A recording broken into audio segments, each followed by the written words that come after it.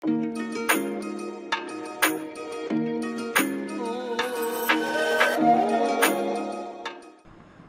আলাইকুম শিক্ষার্থীরা, কোর্সটিকায় আজকে আমি আলোচনা করব তোমাদের মূল বইয়ের ৮০ নম্বর পৃষ্ঠা নিয়ে। ৮০ নম্বর পৃষ্ঠায় তোমরা ঠিক এমন একটি চিত্রভিত্তিক কাজ পাবে। এই কাজটি আমরা সমাধান করার চেষ্টা করব।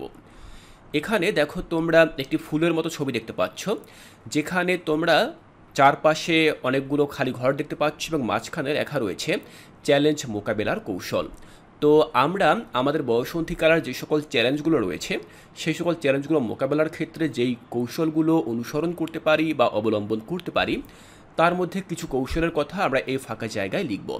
তুমি তোমার পছন্দ মতো যে কোনো কৌশলের কথাই এখানে লিখতে পারো।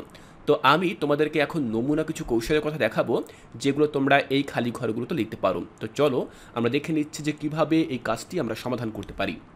শিক্ষার্থীরা, আমাদের মাঝখানে লেখা থাকবে চ্যালেঞ্জ মোকাবিলার কৌশল এবং তার চারদিকে ঘুরে ঘুরে আমরা এই কথাগুলো লিখব।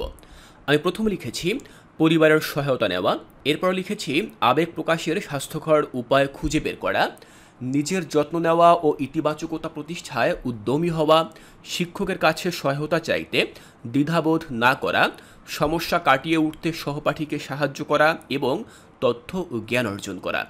এই সকল কৌশলগুলো আমি আমার বয়সন্ধিকালের চ্যালেঞ্জ মোকাবেলায় গ্রহণ করতে পারি। এখানে আমি আমার মতো করে কিছু কৌশলের কথা উল্লেখ করেছি, তবে তোমাকেও যে ঠিক এই একই কৌশলের কথা লিখতে হবে বিষয়টা কিন্তু এমন না। তুমি চেষ্টা করবে তোমার পছন্দ মতো, তোমার কাছে গ্রহণযোগ্য এমন যে কোনো কৌশল এখানে উল্লেখ করতে। আমি আশা করছি এখান থেকে তোমাদের বুঝতে আর কোনো অসুবিধা নেই। এর পরবর্তী ক্লাসে আমরা চলে যাব আমাদের মূল বই থেকে পরবর্তী পৃষ্ঠায়। সেখানে আমরা এমন একটি ছক দেখতে পাবো। এই ছকটি তোমরা কিভাবে পূরণ করবে তা আমি তোমাদেরকে এর পরবর্তী ক্লাসে বুঝিয়ে দেব।